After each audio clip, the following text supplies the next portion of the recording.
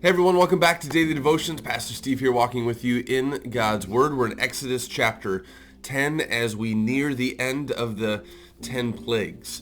And as we get to see a couple plagues today in the chapter of 10, we get to see a deeper aim at the gods of Egypt. The one true God being able to put these things forth, as he says, the miracles that you'll see before your eyes, so that you and your children and grandchildren, you can speak to the great might and amazing reality of who our God is. The one true God, the God of the Hebrews, the God of Abraham, Isaac, and Jacob, is greater and mightier than anything else, especially the gods of Egypt.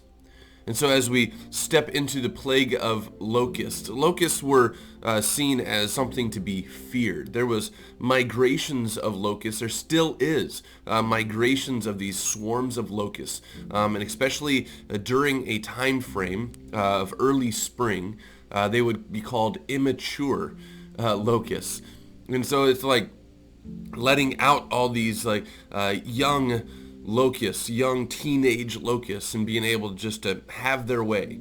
And what they do to have their way is these swarms of locusts would come into the fields, into the places of agriculture, and just decimate it. And what people saw throughout scriptures, even outside of scriptures as we see here, this would be a divine judgment upon their land. A divine judgment upon their land. A God that was angry, a God that would actually allow this swarm of locusts, divine judgment, to ruin their lives. And so here we get to see plague number 8, the plague of locusts. Let's read together. Chapter 10 of Exodus. Then the Lord said to Moses, "Go to Pharaoh, for I have hardened his heart and the hearts of his officials, so that I may perform these miraculous signs of mine among them, that you may tell your children and grandchildren how I dealt harshly with the Egyptians and how I performed my signs among them, and that you may know that I am the Lord." So Moses and Aaron went to Pharaoh and said to him, "This is what the Lord, the God of the Hebrews, says. How long will you refuse to humble yourself before me? Let my people go, so that they may worship me. If you refuse to let them go, I will bring locusts into your country tomorrow. They will cover the face of the ground so that it cannot be seen. They will devour what little you have left after the hail, including every tree that is growing in your fields. They will fill your houses and those of all your officials of the Egyptians, something neither your fathers nor your forefathers have ever seen from the day they settled in this land till now." Then Moses turned and left Pharaoh. Pharaoh's officials said to him, "How long will this man be a snare to us? Let the people go so that they may worship the Lord their God.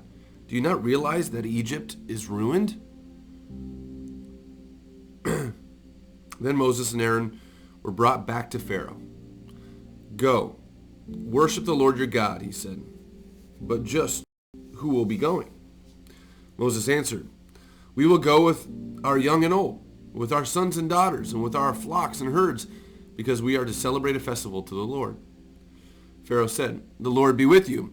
If I let you go, along with your women and children, clearly you are bent on evil. No, have only the men go, and worship the Lord, since that's what you have been asking for." Then Moses and Aaron were driven out of Pharaoh's presence.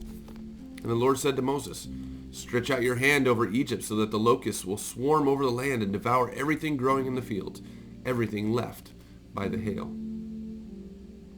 So Moses stretched out his staff over Egypt, and the Lord made an east wind blow across the land all that day and all that night. By morning the wind had brought the locusts. They invaded all Egypt and settled down in every area of the country in great numbers. Never before had there been such a plague of locusts, nor will there ever be again. They covered all the ground until it was black. They devoured all that was left after the hail, everything growing in the fields and the fruits on the trees. Nothing green remained on tree or plant in all the land of Egypt. Pharaoh quickly summoned Moses and Aaron and said, "I have sinned against the Lord your God and against you. Now forgive my sin once more and pray to the Lord your God to take this deadly plague away from me." Moses then left Pharaoh and prayed to the Lord, and the Lord changed the wind to a very strong west wind, which caught up the locusts and carried them into the Red Sea. Not a locust was left anywhere in Egypt. But the Lord hardened Pharaoh's heart, and he would not let the Israelites go. Relenting, yet Pharaoh unrelenting. Relenting of the plagues, yet hardening the heart of Pharaoh. For the purposes and for the signs and the wonders that God can do over the power and authority that Egypt thinks it is. It continues to go forth as it goes deeper and as it gets more pointed towards a God that the Egyptians highly worship. This is like one of their supreme gods, and that is Ra, the sun god. Verse 21, it says, Then the Lord said to Moses, Stretch out your hand toward the sky so that darkness will spread over Egypt, darkness that can be felt. So Moses stretched out his hand toward the sky, and total darkness covered all Egypt for 3 days. No one could see anyone else or leave his place for 3 days, yet all the Israelites had light in the places where they lived. Then Pharaoh summoned Moses and said, Go, worship the Lord, even your women and children may go with you, only leave your flocks and herds behind. But Moses said, You must allow us to have sacrifices and burnt offerings to present to the Lord our God. Our livestock too must go with us, not a hoof is to be left behind. We have to use some of them in worshiping the Lord our God. And until we get there, we will not know what we are to use to worship the Lord. But the Lord hardened Pharaoh's heart, and he was not willing to let them go. Pharaoh said to Moses, Get out of my sight, which most likely he couldn't see anyways, but get out of my sight. Make sure you do not appear before me again. The day you see my face, you will die. Just as you say, Moses replied, I will never appear before you again.